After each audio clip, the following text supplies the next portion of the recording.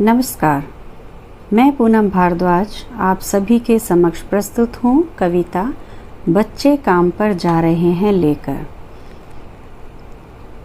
इस कविता के कवि हैं श्री राजेश जोशी जी। तो बच्चों, सबसे पहले हम बात करना चाहेंगे राजेश जोशी जी के जीवन पर। राजेश जोशी का जन्म सन 1946 में मध्य प्रदेश के नरसिंहगढ़ जिले में हुआ। उन्होंने शिक्षा पूरी करने के बाद पत्रकारिता शुरू की। पत्रकार भी रहे वो, और कुछ सालों तक उन्होंने अध्यापन का कार्य भी किया। राजेश जोशी ने कविताओं के अलावा कहानियाँ, नाटक, लेख और टिप्पणियाँ भी लिखी। साथ ही उन्होंने कुछ नाट्य रूपांतर भी किए। कुछ लघु फिल्मों के लिए उन्होंने पटकथा लेखन का कार्य भी किया। शॉर्ट फिल्में होती हैं, उनके लिए भी उन्होंने लेखन का कार्य किया। उन्होंने भर्तृहरि की कविताओं की अनुरचना भूमिका कल्पतरु यह भी एवं मायकोवस्की की कविता का अनुवाद पतलून पहिना बादल नाम से किया। कई भारतीय भाषाओं के साथ साथ उन्होंने अंग्रेज़ी, रूसी और जर्मन में भी कविताओं के अनुवाद किए। राजेश जोशी के प्रमुख काव्य संग्रह हैं एक दिन बोलेंगे पेड़, मिट्टी का चेहरा, नेपथ्य में हंसी, दो पंक्तियों के बीच। उन्हें माखनलाल चतुर्वेदी पुरस्कार, मध्य प्रदेश शासन का शिखर सम्मान और साहित्य अकादमी जैसे पुरस्कारों से सम्मानित किया गया है। राजेश जोशी की कविताएं गहरे सामाजिक अभिप्राय वाली होती हैं। वे जीवन के संकट में भी गहरी आस्था को उभारती हैं।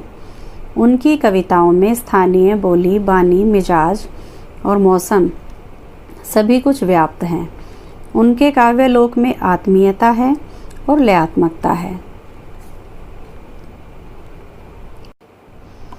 उनकी कविताओं में मनुष्यता को बचाए रखने का एक निरंतर संघर्ष भी है।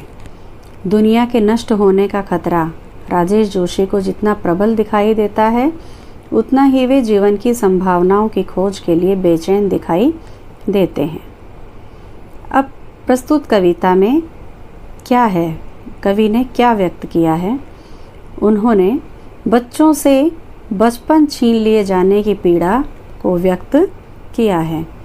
कवि ने समाज की उस आर्थिक विडंबना की ओर भी इशारा किया है जिसमें कुछ बच्चे खेल, शिक्षा और जीवन की उमंग से वंचित रह जाते हैं और उनका बचपन काम में ही खो जाता है।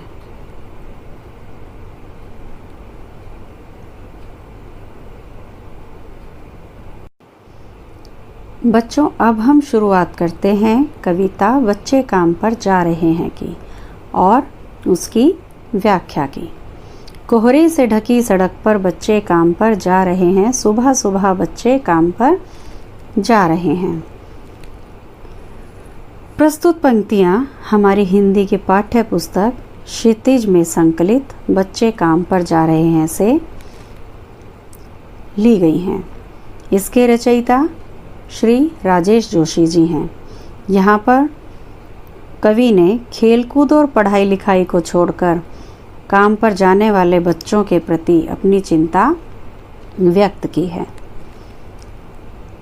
कवि कहता है पहली पंक्ति में, कोहरे से ढकी सड़क पर बच्चे काम पर जा रहे हैं सुबह सुबह।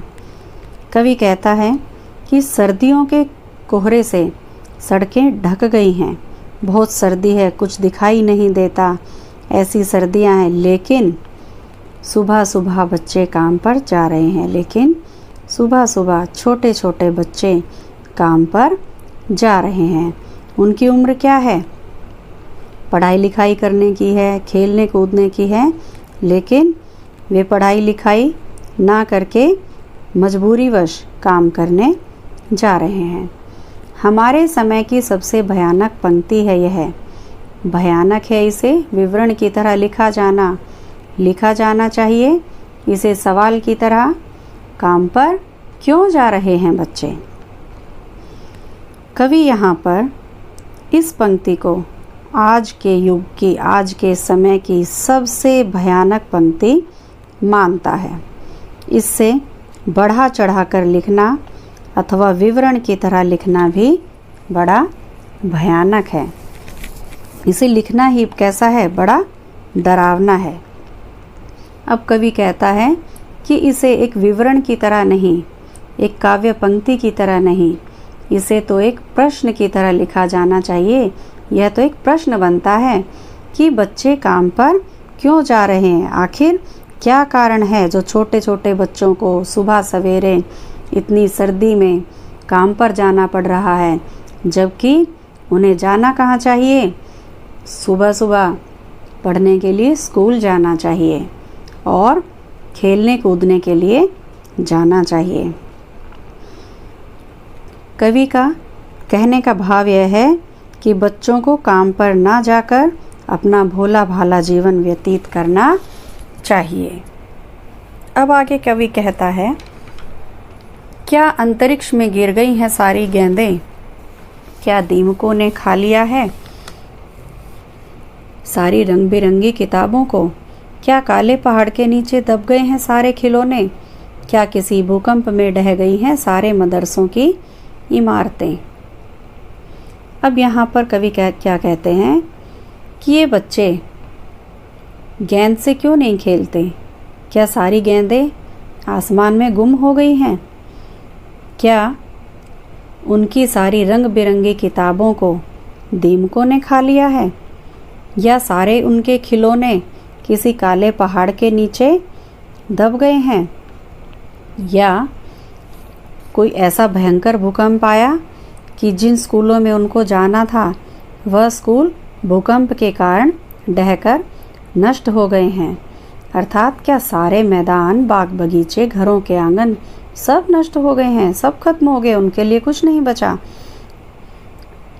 क्या सारे मैदान, सारे बगीचे, घरों के आंगन सब एकदम से समाप्त हो गए हैं। अब कवि यह कहता है कि सारे मैदान, बाग बगीचे, आंगन सब समाप्त हो गए हैं, तो फिर बचा ही क्या है इस दुनिया में, तो इस संसार में बाकी कुछ नहीं बचा। क्योंकि यदि बच्चों के पास उनका बचपन नहीं है, उनसे उनका बचपन ही छीन लिया जाए, तो इस संसार में कुछ भी नहीं बचा है। कितना भयानक होता अगर ऐसा होता। भयानक है, लेकिन इससे भी ज़्यादा यह कि हैं सारी चीज़ें हस्ब मामूल, पर दुनिया की हज़ारों सड़कों से गुजरते हुए बच्चे, बहुत छोटे छोटे बच्चे काम पर जा रहे हैं। अब इन पंक्तियों में कवि क्या कहते हैं कि यदि बच्चों की गेंदें, रंग बिरंगी पुस्तकें, खिलौने, बाग बगीचे, घर आंगन सब नष्ट हो गए हैं, तो यह बड़ी भयानक बात होगी। ऐसा होने से बच्चे खेलने कूदने से वंचित रह जाते। लेकिन आज सबसे बड़ी बात यह है कि ये सारी चीज़ें कैसी हैं, यथावत हैं, मीन्स जैसी थी वैसी ही हैं, हमारे सामने हैं, ये सब चीज़ें हमारे सामने मौजूद हैं, ये सब, इनमें से कुछ भी नष्ट नहीं हुआ है। परंतु फिर भी संसार के, दुनिया की हज़ारों सड़कों से गुजरते हुए बच्चे, बहुत छोटे छोटे बच्चे काम पर जा रहे हैं, परंतु फिर भी संसार के हज़ारों छोटे छोटे बच्चे सड़कों से गुजरते हुए काम पर जा रहे हैं। वे अपने माता पिता के बोझ को कम करना चाहते हैं। यह उनकी मजबूरी है कि उन पर आर्थिक बोझ पड़ गया है, इस वजह से उन्हें काम पर जाना पड़ रहा है। और भयानक बात यह है समाज के लिए कि पता नहीं उसका बचपन कहाँ पीछे रह गया होगा। यहाँ पर कवि ने इस कविता में क्या बताया है कि छोटे छोटे बच्चों के प्रति, जो बाल मजदूरी करते हैं, उनके प्रति अपनी चिंता व्यक्त की है। अलंकारों का इस कविता में बहुत स्वाभाविक प्रयोग किया गया है। तत्सम और तद्भव शब्दों से युक्त हिंदी भाषा का सहज प्रयोग हुआ है। अभिधा शब्द शक्ति और प्रसाद गुण के अर्थ में स्पष्टता उत्पन्न हो गई है और प्रश्न अलंकार के प्रयोग के द्वारा कवि ने समाज में इस समस्या के प्रति जागरूकता उत्पन्न करने का प्रयास किया है।